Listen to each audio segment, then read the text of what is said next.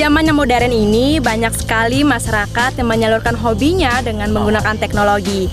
Nah, salah satu teknologi yang digunakan adalah kamera, pemirsa. Nah, pemirsa pasti sudah tahu kan fungsi kamera itu apa? Yap, betul sekali.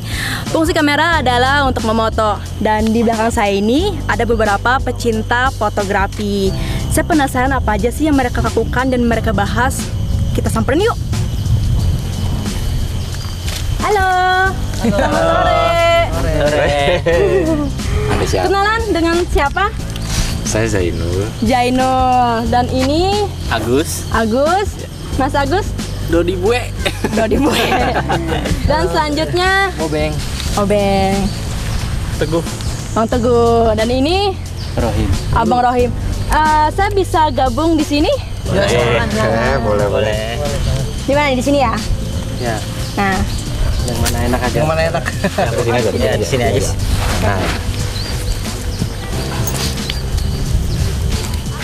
Nah, di sini saya penasaran dari tadi kegiatannya moto-moto nih. Sebenarnya apa sih bagi abang-abang ini fotografi itu sendiri? Bisa dimulai dari ujung kali ya. Ayo Bang, lanjut Bang. Fotografi sebenarnya pada prinsipnya kalau saya pribadi pengen mengabadikan sebuah momen saja, dan adalah sebuah minimal menjadi sejarah nantinya. Itu sebuah fotografi kalau bagi sebuah pemikiran saya itu. Tepuk tangan. Selanjutnya sekali jawabannya. Bang Teguh. Bang Teguh. Beng dulu. Nah, untuk Bang Teguh, apa sih sebenarnya fotografi itu versinya Bang Teguh? Apalah? Versi dia. Jangan takut orang, kamu versi. Fotografi itu kita membuat sebuah gambar sesuai dengan kenyataannya dengan menggunakan alat. Wih, aplaus dulu. Selanjutnya Abang Bobeng. Oh, Bobeng. Nah, bagi Bang Bobeng, apa sih fotografi itu? Fotografi sendiri menurut saya itu salah satu seni di mana itu bisa mengabadikan suatu momen gambar yang nanti mungkin untuk kedepannya mungkin bisa kita ingat-ingat lagi. Nah, itu dia pemirsa. Selanjutnya yang di samping saya pemirsa, Bang Dodi. Kalau saya fotografi itu mengabadikan momen untuk diceritakan lagi buat anak cucu kita nanti. Lucu.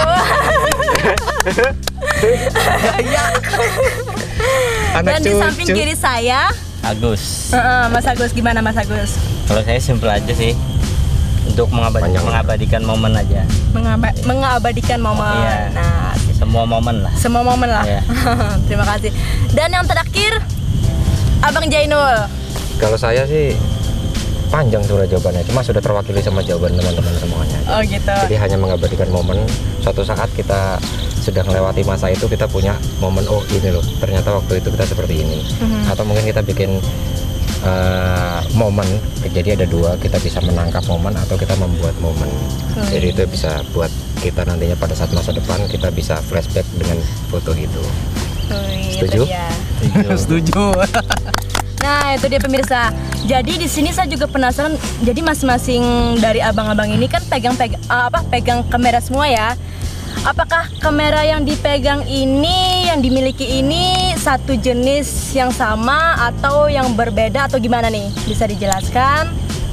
Mungkin perwakilan aja ya, biar lebih ini. Kalau kamera yang kita pakai sekarang itu memang dari berbagai macam merek ya intinya, cuma masih di dalam kategori kamera DSLR. Nah di sini, kita ada teman juga yang pakai mirrorless, cuma lagi nggak kumpul aja. Jadi di sini ada kamera yang kita pakai adalah DSLR dari berbagai macam merek, gitu aja. Nah, untuk perkumpulan sore ini sebenarnya tema yang mau digunakan oleh pecinta fotografi pada sore ini apa? Sebenarnya mau ngambil mau foto apa atau gimana lah? Itu sama Bang Agus itu yang jelas. Oh ini Bang Agus, silakan Bang Agus. Ini sang konseptor. Sang konseptor. Untuk sore ini kita kumpul-kumpul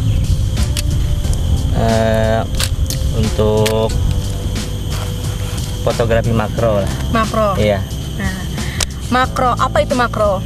makro itu mengabadikan momen-momen yang kecil seperti ulat, serangga, ya yang kecil-kecil lah. Jadi kayaknya punya skill tertentu ya untuk memoto apa binatang yang kecil. Maksudnya untuk tema makro ini. Untuk tema makro, ya harus teliti lah, harus teliti ya, untuk binatang-binatang yang kecil. Jadi harus fokus. Harus fokus. Iya.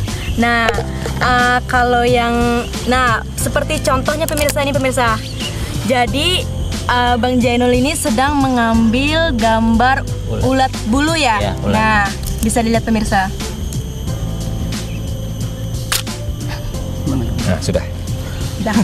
Sudah ya. Sudah. Nanti hasilnya bisa kita copy ya Bang. Oh, bisa. Oh siap. Nah, selanjutnya apa nih kegiatan selanjutnya kita nih? Saya bisa gabung kan?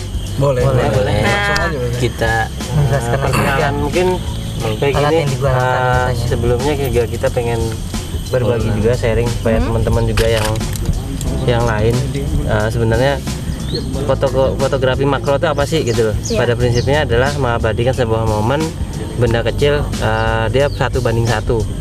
Itu intinya 1:1, dalam artian benda kecil dipotret kelihatan besar, ya kan gitu. Jadi akhirnya jatuhnya juga akhirnya 1:1. Nah, juga di dalam fotografi makro juga kita perlu perangkat nih, selain kamera digital ya handphone atau sebagainya masih bisa, cuma yang kita perkenalkan sekarang adalah kamera apa aja sih yang menunjang fotografi makro, alat-alatnya aja gitu kan sebenarnya juga. Nah, di sini di depan kita sudah ada kamera, lensa, itu ada X-tube, ada reversing, ada Renok, dan lensa manual. Jadi nanti bisa diaplikasikan. Jadi pada prinsipnya di makro sendiri kita bisa berkreativitas dengan kemampuan yang ada untuk mendapatkan objek yang bagus gitu aja. nah itu dia pemirsa, sudah dijelaskan. Sekarang saya mau ikut kegiatan foto mereka pemirsa. Yuk. Nah itu dia pemirsa. Sekarang saya mau lihat kegiatan mereka memoto pemirsa. Itu dia. Yuk kita lihat.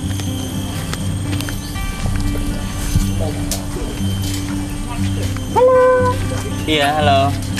Nah ini sedang ngapain Mas? Ini sedang konsep foto makro, jadi bisa diatur bagaimana ulat bulunya ditaruh kayak gini. Ditaruh di daun ya? Iya. Nah, Ya, yang unik-unik lah. kayaknya ini sebagai penunjang apa sih namanya, sebagai kayak frame-nya gitu ya. Jadi supaya indah pemirsa. Iya. Nah seperti ini pemirsa bisa lihat. Di sini ada bunga, terus juga ada ini apa Mas? Kayak lumut gitu ya? Iya, lumut. Nah jadi dibikin kayak gitu pemirsa. Nah setelah ini menurut mereka siap untuk dipoto, mereka akan foto.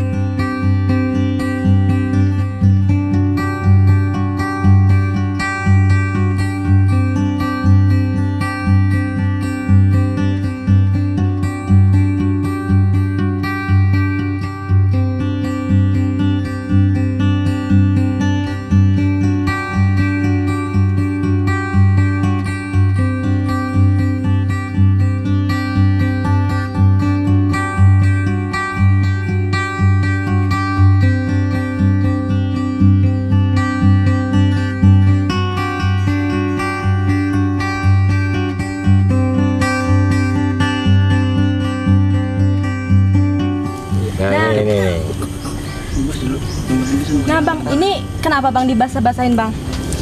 Kenapa Bang Dodeng? Ini supaya kita mau ngambil refleksinya. Refleksinya.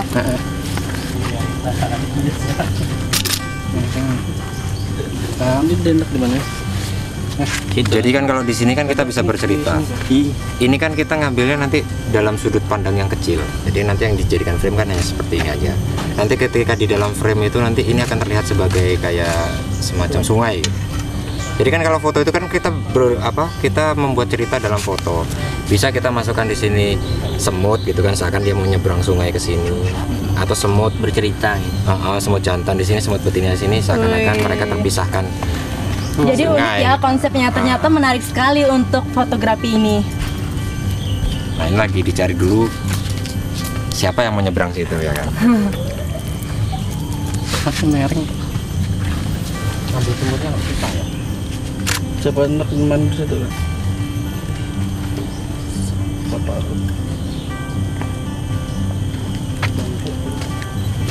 Itu Asik. ketinggian ya. Itu gak dapat refleksi. Nggak jadi. Apa yang ketinggian? Ini. Nah, Nah ini pemirsa, mereka take fotonya.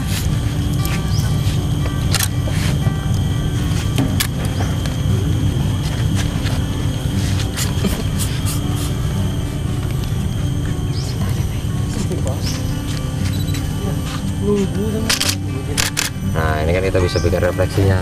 Dia nanti akan muncul seakan-akan ada apa ya, pantulannya gitu di airnya ini. Mirror, seakan-akan ngerefleksikan seperti itu.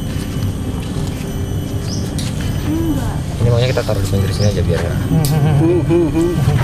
Selain laba-laba, bisa nggak binatang yang lain lagi kira-kira? Bisa. Bisa ya? Atau ulatnya aja ditaruh di Nah. situ, yang agak pendiam. Wih, ulatnya nyantai. Digeser ke sini guys. Biar lebih nyaman horizontal. Anunya. Tapi ulat, dia kalau basah nggak apa-apa kan? Nggak bisa basah, dia kering lagi. Gatal nanti. Masa bukan nih udah tangan. Tapi bukan ulat bulu kan, itu ulat hias kan itu. Iya, udah daun. Nah ini cakep nih. Tahu lagi.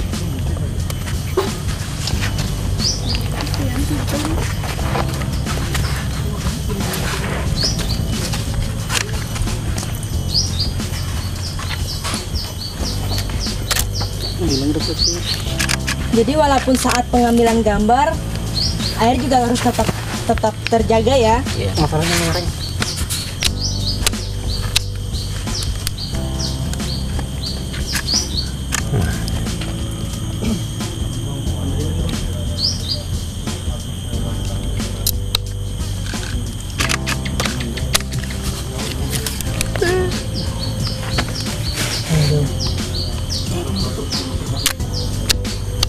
Oh, settingannya. Bisa sih sama. Sium nyaman bertripod, sium mengikutinya.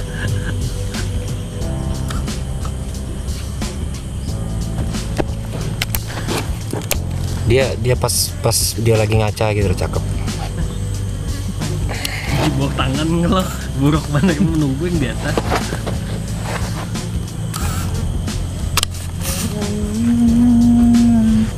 Nah bang, untuk belajar moto sendiri itu sejak kapan bang? Kalau saya megang kamera, pertama kali punya kamera itu tahun 2012 waktu itu. Kalau saya ceritakan saya punya kameranya itu seperti apa, panjang ceritanya.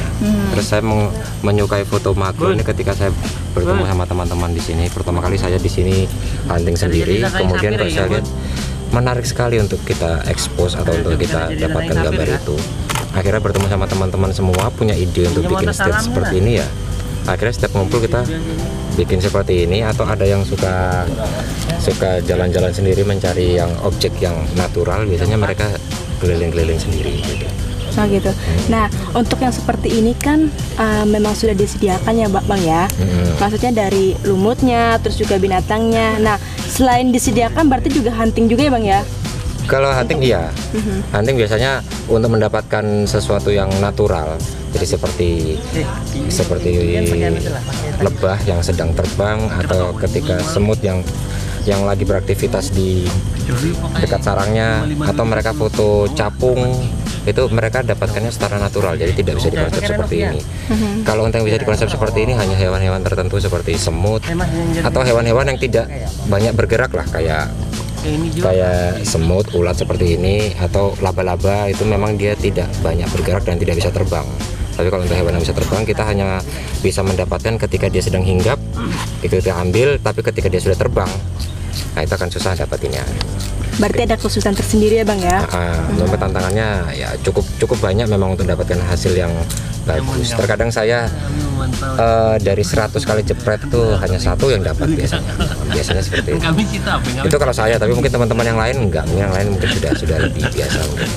Nah Bang, untuk hasil fotonya sendiri itu untuk koleksi atau dipamerkan atau gimana? Kalau saya cenderung untuk koleksi ya, soalnya saya hanya hobi.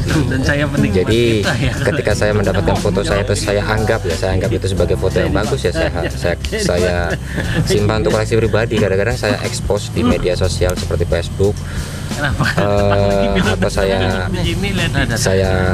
upload di website yang di situ kumpulan dari foto-foto makro, itu juga saya upload ke situ biasanya. Jadi hanya untuk perbandingan, ketika mereka punya gambar bagus dan gambar saya kurang sempurna, itu teman-teman yang lain bisa ngasihkan referensi ya, masukan apa biar gambarnya lebih bagus. Jadi saling memberi saran dan masukan ya Bang ya. Nah ini Bang, ini ulatnya sedang nyebrang Bang. Kalau kayak gini bisa nggak Bang diambil itu aja Bang, fotonya Bang? Ini bisa, tapi kalau menurut cerita nanti jadi nggak dapat ceritanya. Oh gitu. Umpama gini, dia nyebrang loh, dia kok di atas sungai, kok ulat bisa berenang di atas sungai? Gitu. Kan kita ibaratkan ini adalah sebagai sungai ini.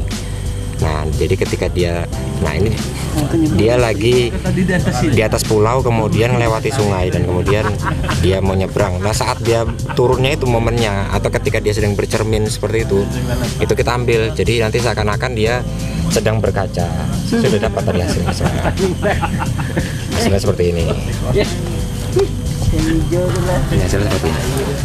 Jadi seakan-akan dia, ini masih hasil di kamera ya, jadi agak warnanya masih agak. Jadi seakan-akan dia sedang melihat dirinya di atas sungai. Nanti ada bagian-bagian yang harus kita crop. Jadi jangan sampai bagian-bagian background yang lainnya atau bagian objek lain itu mengganggu dari objek utama kita. Jadi harus disempurnakan dulu, nanti ada proses mungkin baru diposting atau disimpan ya Bang ya. Iya. Itu dia.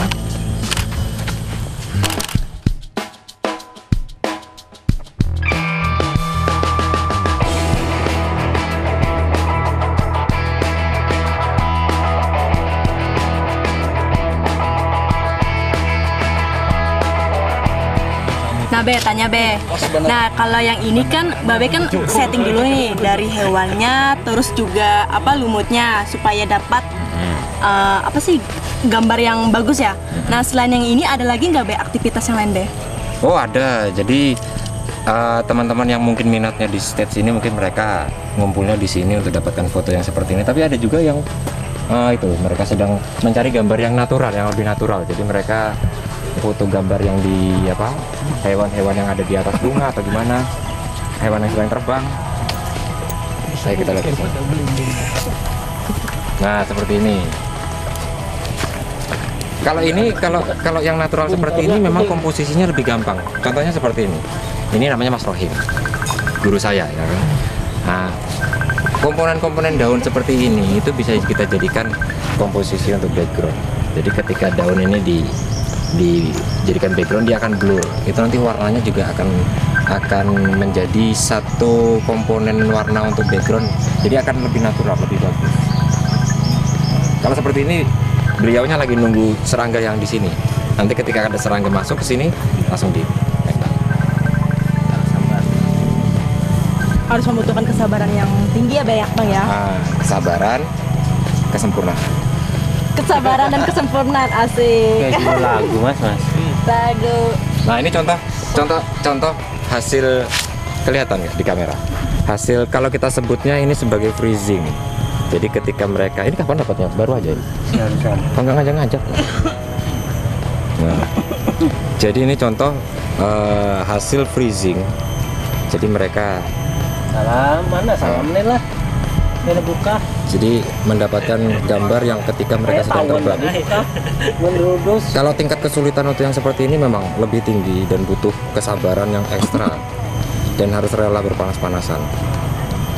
Soalnya hewan seperti ini akan kita dapatkan ketika cuaca sedang panas-panasnya. Jadi harus sabar untuk mendapatkan seperti ini. Ini salah satu kegiatan mereka untuk mendapatkan gambar yang natural. Sebenarnya nggak hanya di sini, mereka sering masuk ke dalam hutan-hutan itu untuk mendapatkan hewan yang lebih bervariasi. Jadi ada jangkrik yang anunya ada 2 itu apa? Kumis. Bukan kumis. Kabar. Apa sih namanya ini tuh? Mantis. Ya pokoknya congornya itu ada 2. Iya. Nah itu terkadang kalau pengambilannya bagus, gambarnya juga bisa dapat bagus. Oh berarti selain di tempat ini, kok pecinta juga bisa hunting ke tempat lainnya, Bang? Bisa. Ya? Kadang mereka keliling-keliling sendiri nih. Nanti sekitar jam berapa gitu.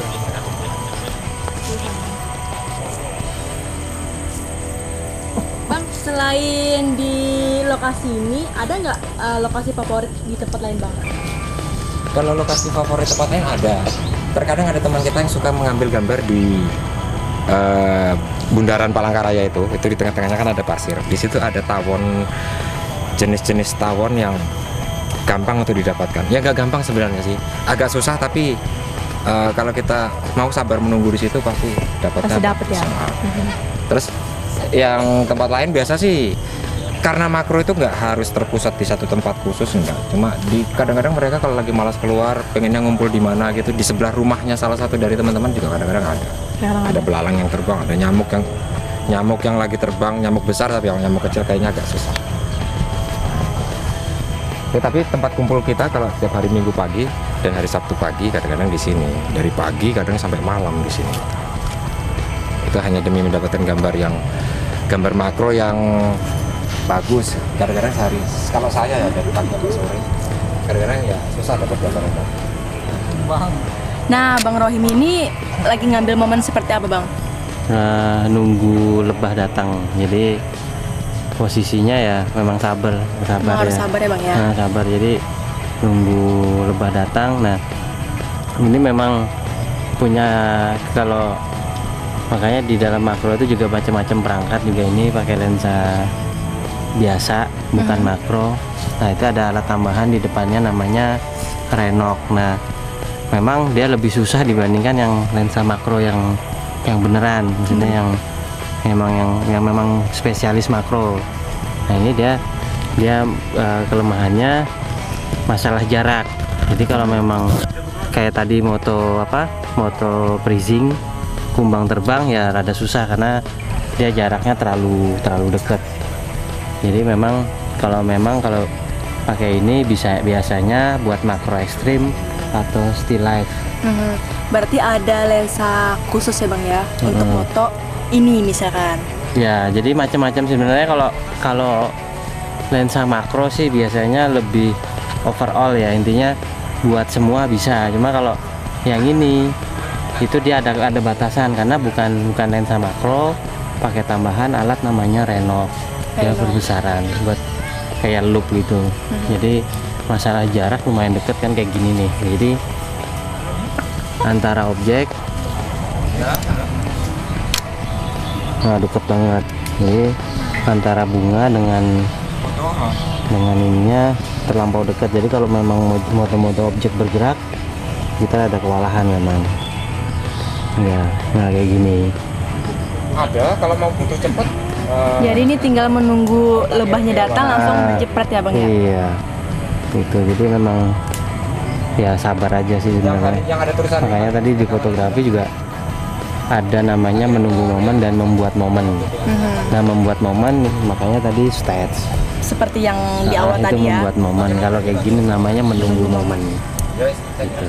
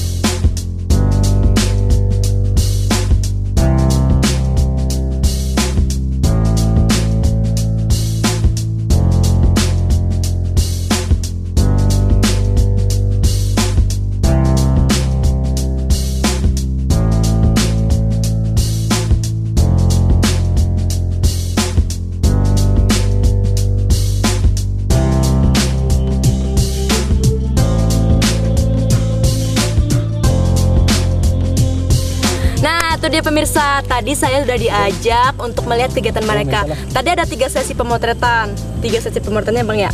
Yang pertama itu yang sudah disetting namanya apa Bang? Macro stage. Macro stage. Dan yang kedua itu natural ya Bang ya. Betul. Nah, dan yang ketiga adalah freezing.